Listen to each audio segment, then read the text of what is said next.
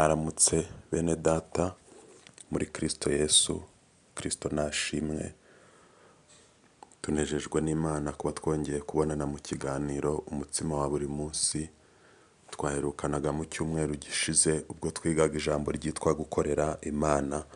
Ndi mwene so umuvugabutumwa Ernest ugusuhuza. Kuri uyu munsi wa mbere birashoboka ko twumvishemo iki gitondo kibyuka cyangwa uri butwumve saa sita no ku mugoroba. Iki cyumweru tuzaganira ku ijambo ryitwa gutegereza Uwiteka. Gutegereza Uwiteka ni insanganyamatsiko iryoshye tuzagenda twigamo, haba muri Bibiliya, haba guhana ubuhamya. Gutegereza Uwiteka ni ikintu kiryoha, nubwo abanyantege nke kibarambira vuba, ariko gutegereza Uwiteka ni byiza. Hari umuntu wajya kuririmba indirimbo, ntabwo nibutse amazina ye, avuga ngo reka kugabuza ibitarashya. Akaririmba ngo ijuru riragukunda ntiryaguha imitura cyangwa ibidahiye. Akaririmba ngo biri ku mashyiga ngo barimo kubikaranga.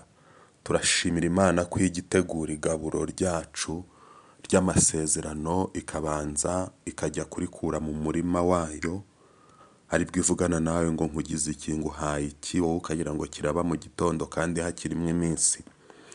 Ikaritunganya, ikarironga, ikariteka, ikanarikaranga, kandi ikavanamwo igikorwa kizima gishyitse. Icy'Imana rero kiraramba, icy'Imana kizana umugisha, icy'Imana kijyana n'amahirwe. Abadasenga nibwo bumva bari kuvuga ngo kanaka ngo yagize amahirwe.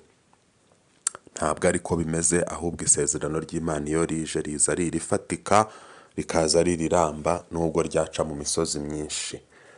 Wowe uri kutwumva ubwo uhise wibaza ute se Imana ishobora kugirira neza n'umuntu udasenga ikamukorera igitangaza?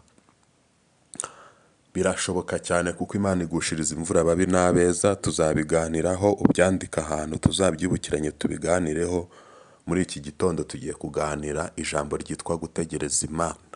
Iyo topic y'uburyo Imana igirira neza n'abantu badasenga, n'ibyo ibahaye igihe bimara, n'uburyo bibagendera iyo bakomeje kudasenga nubwo Imana yari yarabagiriye neza, tuzabiganiraho. Reka turebe ahubwo wowe uri kutwumva muri iki gitondo, urakiranuka, urasenga, ukunda kubana n'Imana, ariko hari ibintu Imana yavuganye nawe none nturi kubibona. Iki cyumweru tugiye kuganira ku ijambo ryitwa gutegereza Imana. Nguhaye karibu. Tugiye kwifashisha amagambo ari mu gitabo cy'umuhanuzi Yesaya, ibice 40 umurongo wa 31. Igitabo cy'umuhanuzi Yesaya, ibice 40 umurongo wa 31. Dusome mu izina rya Yesu. Yesaya, ibice 40 umurongo wa 31. Ariko abategereza Uwiteka bazasubizwamo intege nshya. Bazatumbagira mu kirere, bagurukisha amababa nk'ibisiga, baziruka be kunanirwa, bazagenda be gucogora. Reka dusubiremo. Ariko abategereza Uwiteka bazasubizwamo intege nshya, bazatumbagira mu kirere, bagurukisha amababa nk'ibisiga, baziruka be kunanirwa, bazagenda be gucogora. Akira ijambo ry'Imana.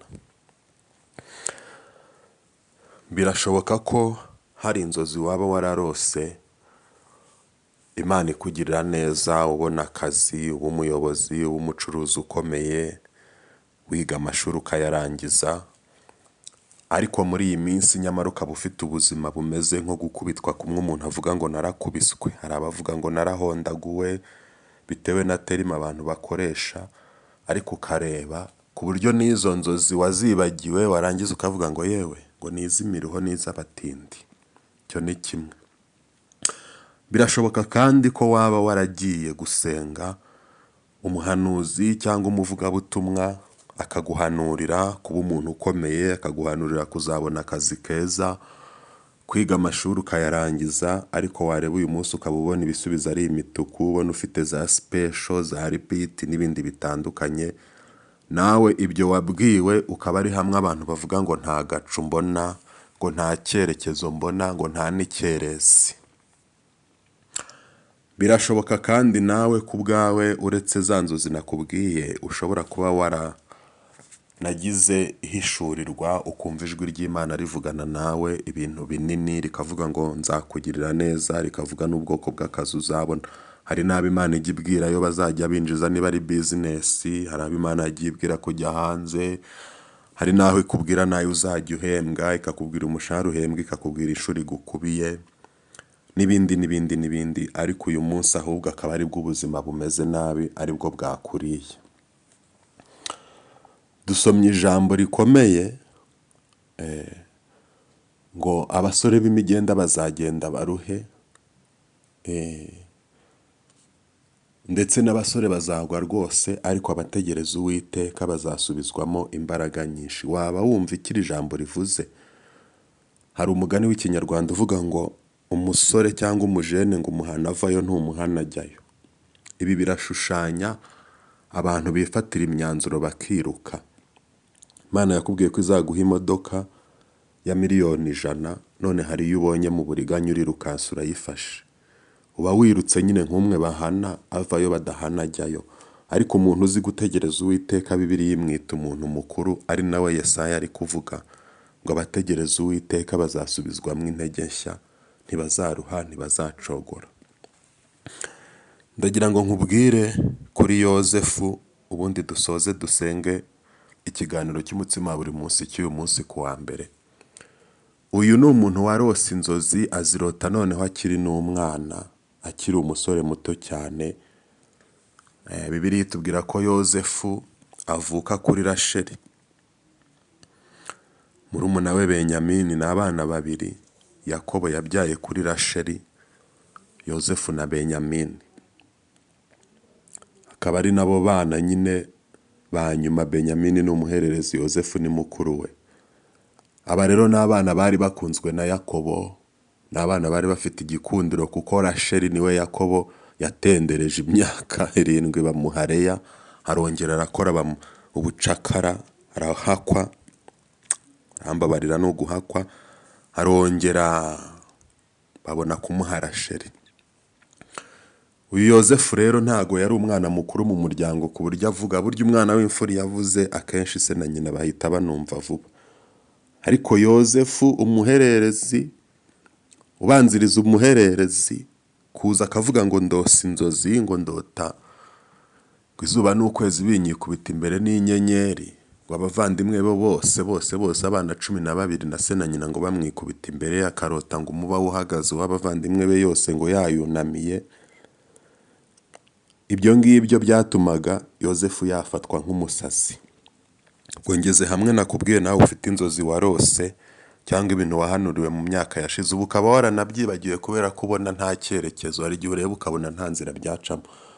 Yozefu nawe niko byagenze, amaze kugurishwa agaca mu Bagibeyoni, agaca mu Bishimayeli, akagera mu Egiputa, Potifari akamujyana. Aho ngaho Yozefu ntago yari akibuka. Uvuye mu gihugu cy'isezerano, wararose inzozi, uba umuyobozi ukomeye, umutware, igisonga gikomeye, abantu bose bakakunamira, none uragurishijwe. Ubwo wakongera kwibuka si izo nzozi? Biragoye. Noneho aho yari yizeye nibura ko agiye kwibera n'umukozi wo mu rugo, akamenya ibintu bitandukanye, akabimanaginga, ahubwo hajemo no gufungwa. Urabizi ko umugore wa shebuja, nyirabuja, yamusabye ko baryamana, amusigira ikanzu, ahita amufungisha. Yari ariho dosiye ikomeye yo kuborera muri gereza. Ariko ndagira ngo nkubwire ko umugambi w'Imana utajya usaza, ntufungwa. Komera Imana amashyi, unezerwe kubera ko inzozi warose ntizifungika, ibyo Imana yakuvuganye nawe mu buhanuzi ntibifungika. Ikindi, umugambi w'Imana ntiwicwa. Haleluya. Umugambi w'Imana ntusaza, ntibawuroga, ntibawugambanira kandi ntibawugura. Isezerano ryawe ntawarigura. Imana ntabwo irya ruswa. Aho muri gereza rero niho umugambi w'Imana za nzozi yarose akiri muto zasohoreye. Ahubwo aza kuva muri gereza ajya gusobanura inzozi za Farawo, bamugira uwa kabiri ku mwami. Abamufungishije bamwikubita imbere, arabababarira. Abavandimwe be batumye agera ku rwego agurishwa, bapinze inzozi yarotaga akiri umwana, bamusanga mu Egiputa bashonje, arabafungurira, abakira neza, arabababarira. Birangira Yozefu abaye umuntu ukomeye mu gihugu atanavukiyemo. Wowe uri kunyumva ufite amasezerano yo kuzayobora itorero, ntabwo ari ngombwa ngo uzayobore iryo muri paruwasi uvukamo. Ufite amasezerano yo kuzaba umuntu ukomeye, umucuruzi ukomeye, si ngombwa ngo uzacuruze i Karongi aho uvuka, cyangwa i Nyagatare, n'i Kigali wahacuruza, na New York wahacuruza. Wowe warose inzu cyangwa Imana ikakubwira inzu, ukaba ufite n'ibimenyetso byayo, ariko uyu munsi ukaba ubona uri ku nkoni, niko bavuga mu Kinyarwanda cy'iki gihe. Ndakwibutsa muri iri jambo, muri iki cyumweru turi kwiga gutegereza Imana, ko isezerano ry'Imana ridakubitwa, nta nkoni rifata. Isezerano ry'Imana ntirirogwa, nta murozi uriroga, ntibikunda. Isezerano ry'Imana ntibarifunga, nubwo waba waragezeho ukanafungwa. Ahubwo muri iki gitondo nzanywe no kukwibutsa cya kintu Imana yavuganye nawe. Nubwo nta gicu ubona, nta kimenyetso ubona, nta sinye ubona, ukaba warabwiwe imodoka y'ijipe, ukaba wabuze n'amafaranga yo kugura inkweto za congo zo kwambara, ijambo ry'Imana riragarutse ngo ongera ugirire Imana icyizere, kubera ko ibyo yavuganye nawe izabikora. Narinje rero kukubwira ngo reka twongere dusenge, dufatanye dusenge muri iki cyumweru tugiye kwiga ijambo ryitwa gutegereza Imana. Imana yongere kugarukeho muri iki cyumweru. Iki cyumweru kizakubera urufunguzo rwo kongera gushimira Imana. Waba ufite ibintu warose kandi bifatika, warangiza ukamera nk'umuntu ubibuze ukiheba. Waba ufite isezerano wahawe, uri gusenga ahantu cyangwa uri mu materaniro ahantu, cyangwa umuntu akanagutelefona ukagira ngo ni ibyateye ubu, basigaye bavuga ngo ni ivangirwa cyangwa indi myuka. Waba ufite ikintu uziranyeho n'Imana, waba ufite amakuru, ndagira ngo ngusengere, kuko icyo bitaga udukuru kuri Yozefu bakacyita utuntu tudafatika cyaje kuvamwo amakuru, kandi abantu bose baca bugufi imbere ye bakajya bibwiriza. Imana rero ijya izamura kandi igikora. Reka dusenge, fatanya natwe dusenge Imana. Uwiteka Mana Nyiringabo, uyu mwene data yumvishe iki cyigisho cy'umutsima wa buri munsi, abona icyo uyu munsi ari icye, kubera ko yifuza kugira isezerano imbere yawe. Banza umubabarire ibyaha n'ibicumuro, umweze umutunganye, umuhe isezerano ryo kumugirira neza niba ntaryo yagiraga, kandi uzabisohoza umugirire neza. Uyu mwene data yumvise iri jambo yumva ari irye, kuko burya afite inzozi yarose, n'ubwo yari asigaye abona nta nzira. Ndamusengeye muri iki gitondo kugira ngo izi nzozi, aya masezerano wamuhaye, wongere gukangura iyi dosiye, uze kumugirira neza. Ndagushimiye, ngushimiye ko wabanye natwe muri iri jambo. Guma kutwambika imbaraga zo kugukiranukira, abantu bagukiranukira, abantu bakubahe, abantu bitware neza mu buzima busanzwe no mu murimo wawe, kuko abagukiranukira ari bo wibuka, ukibuka amasezerano yawe wagiranye nabo. Yasohoze rero, utabara umuntu wawe, wongere kumwibuka ku byo wavuganye nawe, kandi uw'igihe cyaba kitaragera, atari nonaho ukiri kubiteka no kubikaranga nk'uko watubwiye, umuha imbaraga no kwihangana no kugutegereza, agutegereze yizeye ko ugiye kuzabikora kandi vuba. Ndagushimiye ko hari benshi bazashima Imana kubwira ijambo, ko babonye ukuboko kwawe. Ikibaro ni icya none n'iteka ryose urakoze. Amen. Imana nibaha umugisha.